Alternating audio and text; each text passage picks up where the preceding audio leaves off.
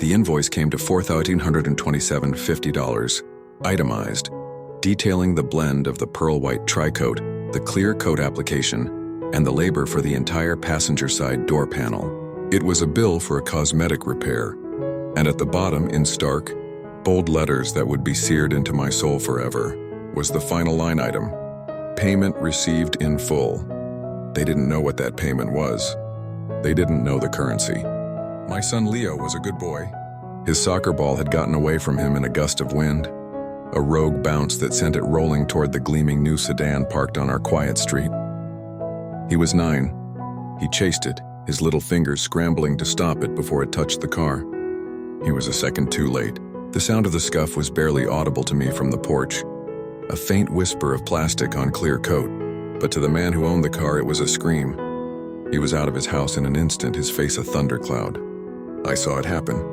I saw him grab Leo by the arm, shaking him, his spit flying into my child's face as he screamed about the cost, the disrespect, the flaw. I was running, but I wasn't fast enough. I saw his hands, not on the car, but on my son. A single violent shove that sent Leo stumbling backward, his small head meeting the sharp, unforgiving edge of the curb with a sound I will hear in my sleep until I die. The police called it a tragic accident, a fall. They took the man's statement about an unfortunate altercation and a terrible accident. I have the bill framed. It's the receipt for my son's life. The price of a paint job, it was just a scratch. 3 inches long, a hairline fracture in a world of polished perfection. To anyone else, it was nothing. A minor inconvenience, a story to tell. But to the man who owned the car, it was a personal insult, a violation of his sacred space. Leo didn't understand that. He was just trying to get his frisbee back from where it had skidded under the vehicle. His small denim-clad knee had brushed against the rear quarter panel as he crawled out, the metal rivet on his pocket catching the flawless paint. I was calling him for lunch when I saw the man storm out of his house. He didn't yell. His silence was more terrifying. He inspected the mark, running his finger over it as if feeling a wound. Then he turned to Leo. My son froze, a deer in headlights. "Do you have any idea what you've done?" the man asked, his voice low and venomous. Leo, trembling, shook his head. "I'm sorry, mister. It was an accident." The man's face didn't change. Sorry doesn't buff out. What happened next was a blur of rage. It wasn't a shove. It was a systematic, brutal punishment for the crime of damaging property. He didn't see a child. He saw a source of imperfection, an obstacle to be removed. That scratch was in the wrong place, and because of it, my son was in the wrong place. The police report lists the cause of death as blunt force trauma. I list it as a scratch. The sound was a tiny metallic thunk. The kind of sound you'd miss if you were talking or laughing or living your life. But on that silent Sunday afternoon, it echoed. Leo, excited from his bike ride, had swung his door open with a bit too much force, and the edge of it had kissed the driver's side door of the brand new Lexus parked next to us. He looked at me, his eyes wide with oops. I gave him a reassuring smile. "It's okay, buddy. It's just a car." I was wrong. The owner was on us in seconds, his face purpling with an apoplectic rage that seemed to suck the air out of the day. "You little brat," he roared, grabbing Leo's bike and throwing it to the ground. My son flinched, tears springing to his eyes. "It was an accident, sir," I said, stepping between them. "I'll pay for any damage." He looked at me and his eyes were empty. "You can't pay for this," he sneered. "This is a 2024 model. This is pristine." He then looked at Leo, who was crying now. "You need to learn respect for other people's things." In a motion too fast for me to block, he slammed his own car door into my son, pinning his small body against our own car with terrifying force. The gasp Leo let out was one of pure, shocked agony. The man did it again. "A lesson," he grunted. "For the ding." Leo slid to the ground, his breathing a ragged, wet whisper. The debt for the door ding was paid in full that day, in a currency no parent should ever have to spend. The man drove away in his perfect car, the tiny dent now invisible next to the colossal void he left. In my world, the detective called it a disproportionate response. That phrase has been playing on a loop in my mind ever since. Disproportionate. It suggests there exists a proportionate response to a child accidentally scratching a car. What would that be? A stern talking to? A bill sent to the parents? The man who killed my son didn't see a child. He saw an obstacle to his perfect possession. To him, that car was more than metal. It was a symbol of his status, his hard work, his entire identity polished to a high-gloss finish. The microscopic scratch my son's zipper left was a crack in that identity, and in his twisted calculus, the value of his wounded pride outweighed the value of a 9-year-old boy's life. My son was less than a life to him. He was a variable in a cost-benefit analysis, and the cost of his existence in that moment was deemed too high. I keep looking at Leo's photos, his gap-toothed smile, his eyes full of wonder at a ladybug on a leaf. He was a universe of potential, a collection of dreams and favorite foods and unfinished homework. He was a soul. The car was a thing, a beautiful, expensive, soulless thing. The justice system is negotiating with the man's lawyers about reckless manslaughter versus a lesser charge. They're haggling over the value of my son's last breath, trying to find a sentence that fits a punishment that is proportionate. But there is no such thing. The scales of justice were broken the moment a man decided a paint job was worth more than a heartbeat. I remember the sun was shining. I remember how the car's paint gleamed, a liquid silver mirror reflecting the perfect blue of the sky.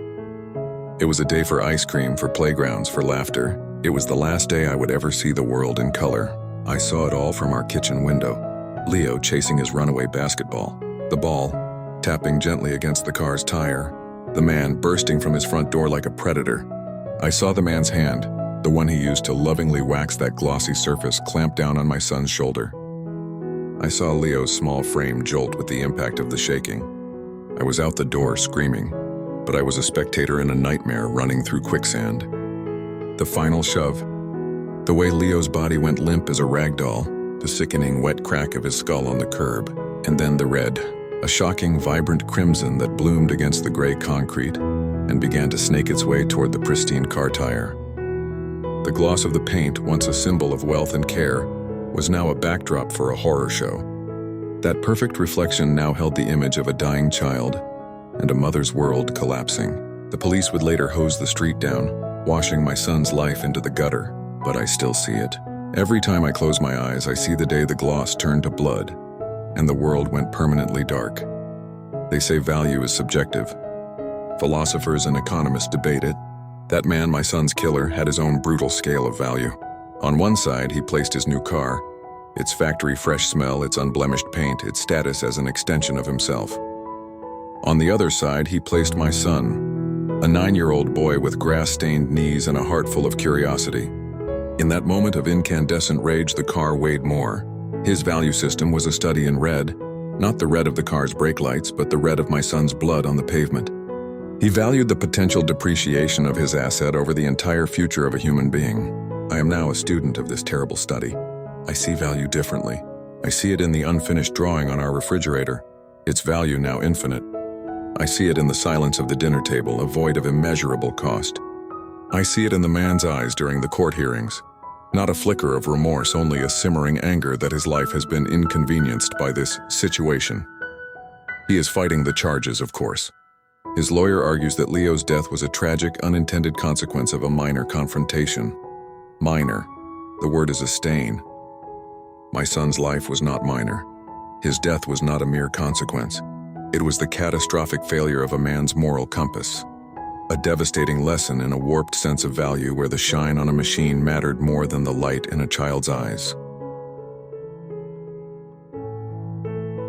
I thought monsters were mythical, creatures that lurked in shadows. I was wrong. The monster on our street wore khakis and a polo shirt, and he worshipped at the altar of chrome and clear coat. He could tell you the horsepower, the torque, the exact shade of his metallic paint, but I doubt he could have told you the sound of a child's laughter. He saw the world as a series of possessions, each with a price tag.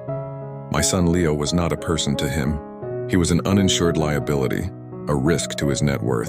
The day Leo's bicycle handlebar grazed the car's fender, the monster didn't see a frightened little boy. He saw a depreciating value. He saw a flaw in his curated existence. His reaction wasn't a crime of passion. It was a cold, calculated removal of a problem. He didn't just shove Leo. He repossessed the space my son occupied. In the aftermath, he was more concerned with taking photos of the new scratch on his car for the insurance claim than with the child bleeding on the curb. The police found him on his phone with his detailer, not praying for a life. He had chosen, with chilling clarity, the perfection of chrome over the messy, beautiful imperfection of a child. And in doing so, he revealed a void within himself far more terrifying than any scratch on metal. The ancient code demanded an eye for an eye, a life for a life. But my son's killer operated on a different, more modern and brutal code, a life for a scratch. The justice system talks in terms of years, of prison sentences and parole hearings. But what is the correct exchange rate for a stolen future? How many years in a cell equal the birthday parties he'll never have, the graduations I'll never attend, the grandchildren I'll never hold? The man took everything from me, and the law will likely give him a sentence of 10 to 15 years, with the possibility of parole for good behavior. Good behavior. As if sitting in a cell without killing anyone else somehow balances the scales for the one life he already took. He will get to live, to breathe, to one day walk free. My son gets a headstone. This isn't justice. It's a bargain sale on human life. The principle of an eye for an eye is considered barbaric, but what do you call a system that treats a child's life as a negotiable asset? What he did was an absolute transaction. He took a life as payment for a scratch, and the world's response is to offer me a discounted, conditional form of vengeance that will never, ever be enough. There are two marks that define my life now. The first is a faint 3-inch scuff on a car's door panel. To anyone else, it's barely visible. To me, it's the epicenter of the earthquake that shattered my world. The second mark is on the concrete curb where my son's head hit, a dark, permanent stain that the rain hasn't fully washed away. I go there sometimes to that spot and trace the edges of that stain with my finger. It is the only physical monument to his death. The car's scratch was forgivable. It was an accident. The kind of thing that happens in a world where children play and objects occasionally get damaged. It could have been buffed out, repaired, forgotten. But the mark the man left on this world by killing my son, that is the unforgivable mark. It's a stain on his soul, and a scar on my heart that will never heal. He was so focused on the temporary, superficial mark on his property that he permanently scarred the very fabric of reality for everyone who loved Leo. The scratch represented a minor, fixable loss. His action created an eternal, unfixable void. One was a blemish on a machine. The other was a desecration of a life. And of the two, only one is truly unforgivable. The defense attorney is building his case on a single, flimsy premise that it was a moment of passion. He wants the jury to see a man who was temporarily overcome, who lost control. But I know the truth.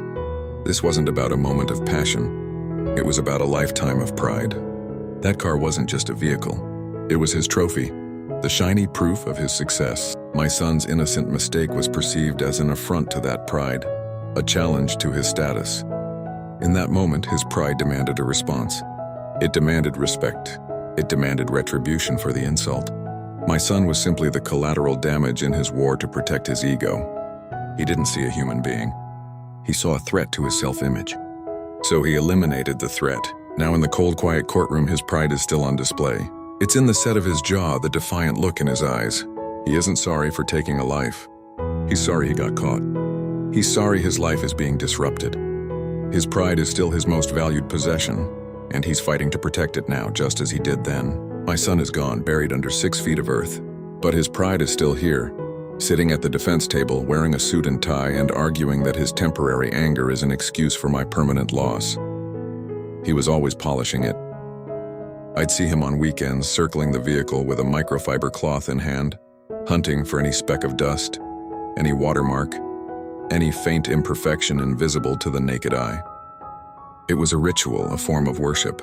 The day Leo accidentally kicked a soccer ball that lightly bounced off the passenger door, it wasn't the sound of the impact that made me look up. It was the sudden guttural roar that followed. A sound of such pure, unadulterated violation it felt like the air itself had been torn. I watched him storm over, not toward the ball but directly toward my son. He didn't inspect the car first.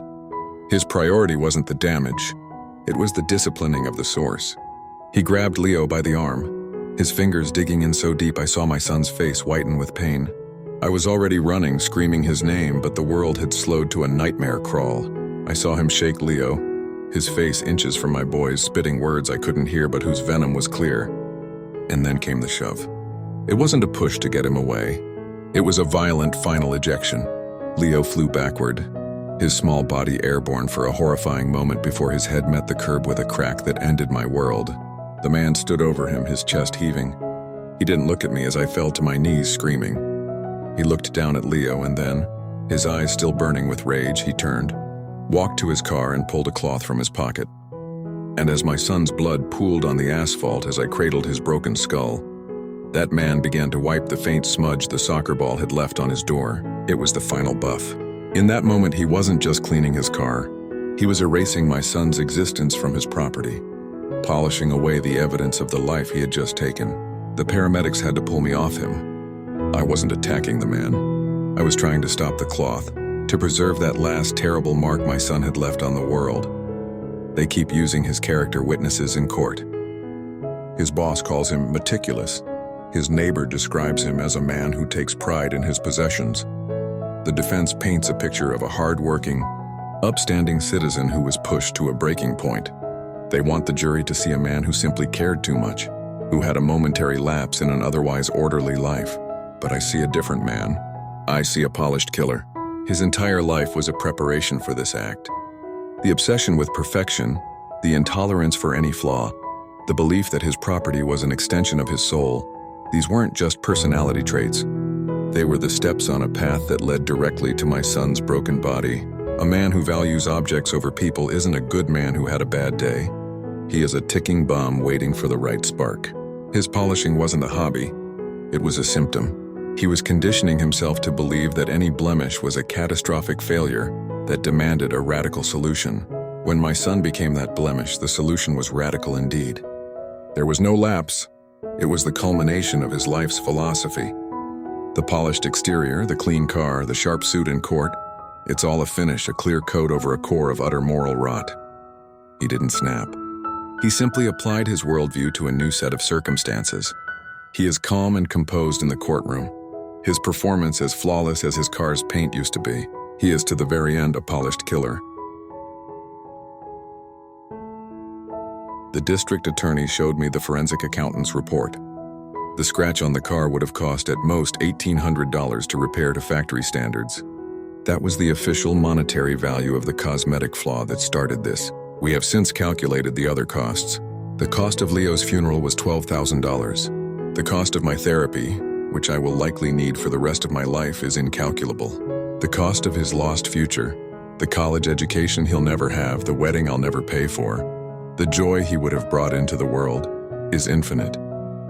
The man who killed him is arguing that his own emotional distress and the damage to his property are mitigating factors. His world was damaged, you see. His perfect thing was made imperfect. The cost he has incurred is the legal fees and the inconvenience of this trial. He sits there scribbling notes to his lawyer, a man still trapped in a ledger of profit and loss, unable to see that he has created a debt that can never be repaid. He owes me a universe of memories. He owes the world a lifetime of contributions from a boy who would have been a good man. The cosmetic flaw was a temporary, superficial thing, easily fixed. The flaw he revealed in his own character is permanent and fatal. The scratch was on the car for a moment. The scar he left on my soul is forever, and as I sit here listening to them debate sentences and statutes, I realize the greatest cost of all, the realization that in the eyes of the law, and in the eyes of the man who took him, my son's life has been reduced to a line item in a case file, a tragic but ultimately quantifiable consequence of a cosmetic flaw. The detective told me that after he shoved Leo, after my son's head cracked against the pavement, the man didn't call 911. His first call was to his car dealership's service department. I later learned he was asking about the warranty coverage for vandalism repairs. While I was kneeling on the ground screaming for someone to help my boy, he was on the phone, his voice calm and measured, inquiring about the specific process for filing a claim. He was securing his warranty. In his mind, he was following a procedure. The car had been damaged. He was initiating the steps to make it whole again. The fact that a child was dying a few feet away was, to him, an unrelated incident, a separate and less pressing issue. This single fact haunts me more than any other. The violence itself was a burst of insane rage, but the phone call was a calculated, cold-blooded return to order, his order. It revealed a psyche so compartmentalized, so utterly bankrupt of empathy, that it could toggle between murder and customer service in the span of 30 seconds. He took the warranty on his car seriously. It was a contract that promised the restoration of perfection, but he seemed to believe there was no such social warranty on a child's life. There was no customer service line for a mother's shattered world, no policy that could guarantee a repair for a stolen future. He protected his financial investment with a phone call, but he treated my son, my heart, my entire existence as disposable. The warranty, you see, was for the thing that mattered. I used to think rage was messy. I thought it was screaming, red faces and broken dishes. But I've learned that the most dangerous rage wears a showroom finish. It is quiet, cold and polished to a high gloss. I saw it in his eyes that day. It wasn't a hot wildfire. It was the absolute zero of anger. When he looked at the faint mark on his car and then at my son, his face didn't contort into a snarl. It hardened. It became still and perfect, like a mask carved from ice. There was no yelling as he strode toward Leo. His movements were efficient, precise. The rage was in the economy of his motion, in the terrifying focus of his intent. He didn't lash out blindly. He targeted. The shove was not an uncontrolled swing. It was a direct applied force engineered to remove the problem. This was not a loss of control. It was the opposite. It was control wielded for a monstrous purpose. It was the culmination of a lifetime of suppressing every human impulse in favor of appearances. And in that moment, the impulse to preserve his perfect surface overrode the impulse to be a decent human being. The showroom finish wasn't just on his car. It was on his soul, a thin, brilliant veneer hiding a core of utter emptiness. And when that finish was scratched, what leaked out wasn't chaos. It was a calculated, polished, and lethally refined fury. They're presenting evidence of his character now. Photos of his immaculate home, testimonials about his punctuality, his responsibility, his flawless credit score. They are trying to show the jury the perfect surface of his life, hoping they'll believe a man who keeps such a clean house couldn't possibly have a broken soul. But I see the correlation, not the contradiction. The perfect surface is the evidence of the broken soul. A healthy soul can tolerate a little mess. A healthy soul understands that life is marked by scuffs and dings and fingerprints, that these are the evidence of living, of love, of children. His obsession with sterile perfection was the screaming symptom of a profound internal fracture. He couldn't handle a scratch on his car because he couldn't handle any flaw in the fragile world he had constructed to protect himself from the beautiful, chaotic, and imperfect reality of life. My son, in his vibrant, messy, alive imperfection, was an affront to that sterile world. Leo was a walking, talking reminder that perfection is an illusion, and the man couldn't tolerate it. So he broke my son to preserve his own delusion. The perfect lawn, the spotless garage, the meticulously detailed car, they weren't signs of a whole man. They were the beautiful, desolate monuments of a man who was empty inside. He didn't have a soul to break. He had a void to fill, and he tried to fill it with things. And when a small boy threatened one of those things, the void consumed him. The human mind is a fragile instrument, and its breaking point is often something small. A single grain of sand can jam a complex machine. A single hairline crack can cause a dam to fail. For him, my son was that single, final imperfection. I've since learned, through the slow, painful excavation of the trial, that his life was a carefully constructed fortress against chaos. His spreadsheets were color-coded, his gym sessions logged to the minute, his entire existence a monument to control. The car was the ultimate symbol of this, a perfect sealed system, a metal and glass extension of his own rigid will. He didn't see a child. He saw an agent of entropy. Leo's soccer ball wasn't just a toy. It was a harbinger of the mess and unpredictability he had spent a lifetime walling out. When the ball left that faint, almost invisible scuff, it wasn't the physical mark that enraged him. It was the symbolism. It was the proof that his fortress was penetrable. The world-beautiful, uncontrollable chaos had finally touched his most prized possession. And in that touch, he saw the beginning of the end. All the suppressed frustrations of a life lived in terror of a mistake. A missed decimal point, a spilled coffee, a critical word from a superior, all of it found a single, catastrophic outlet. My son became the avatar for every imperfection he had ever feared. The shove wasn't just aimed at a boy. It was aimed at fallibility itself. He was not striking a child. He was trying to strike back at a universe that refuses to be polished and controlled. He was trying to kill the very concept of accident. This understanding doesn't bring comfort. It only deepens the horror. My son was not killed for who he was, but for what he represented. He was a random variable in a man who could not tolerate randomness. He was the one imperfection too many. The grain of sand that broke the machine's gears, sending them spinning into a catastrophic, irreversible failure. And the most tragic part is that the man, in his desperate attempt to eradicate imperfection, created the most profound and permanent flaw of all: the void where my son used to be. He sought to restore order and instead created a chaos so deep and so personal that it will resonate for the rest of my life. He fixed the scratch on the car, but he scarred the world. A reckoning is coming, but it is not the one you might expect. It will not be found in the verdict. The gavel will fall and a sentence will be passed, and it will feel as hollow and insignificant as a pebble dropped into a canyon. The man may go to prison, but his punishment will have a beginning and one day an end. My punishment is life. My prison has no walls but the four corners of my grief. My reckoning is a daily, hourly accounting of the loss. My reckoning is in the ghost of his laughter in an empty house. It is in the unbearable weight of his untouched bed. It is in the way I instinctively look at the clock at 3:15 p.m., the time he used to burst through the door, his backpack swinging, full of stories and energy. Now 3:15 is just another minute in the long, silent afternoon. My reckoning is the phantom pain of a hug I will never feel again. It is the future that plays out in my mind like a movie on a broken reel.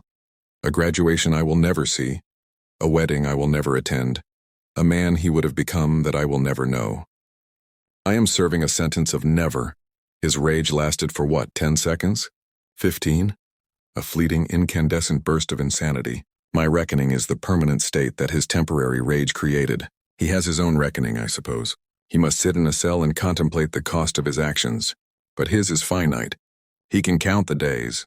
He can imagine a life beyond the bars. My bars are made of memory, and there is no beyond for me. The stranger's rage was a fire that burned for a moment, but it left a forest of my life in eternal ashes. My reckoning is tending to those ashes day after day, with the certain knowledge that nothing will ever grow there again. The law will have its version of justice, but a father's reckoning is a private, infinite debt that can never be paid, a life sentence with no possibility of parole, presided over by the ghost of a little boy who just wanted to play soccer. What was his sin? What was the great transgression that warranted a death sentence? It was the sin of a soccer ball. It was the sin of play. It was the sin of being a child in a world not designed for them. The soccer ball was his partner in crime, an inanimate accomplice to the felony of existing joyfully. It was a bright, checkered sphere of potential energy, and when it escaped his control, as children's toys are wont to do, it set in motion a chain of events that ended in a verdict of capital punishment, handed down by a judge and jury of one. I have that soccer ball. It sits in his closet, deflated now, a sad and wrinkled relic of a lost world. I take it out sometimes, holding its leathery skin in my hands, and I try to trace the path of its damnation. From his small, eager foot, to the unpredictable bounce on a crack in the sidewalk, to its gentle, fateful kiss against a car door, it was a sequence of such mundane, ordinary events. There was no malice in the ball's trajectory. There was no intent in my son's chase. There was only the physics of play, the simple, beautiful randomness of a boy's afternoon. He did not see it that way. In his world, there were no accidents. There were only infractions. The soccer ball was not a toy. It was a projectile. The chase was not a child's game. It was a negligent assault.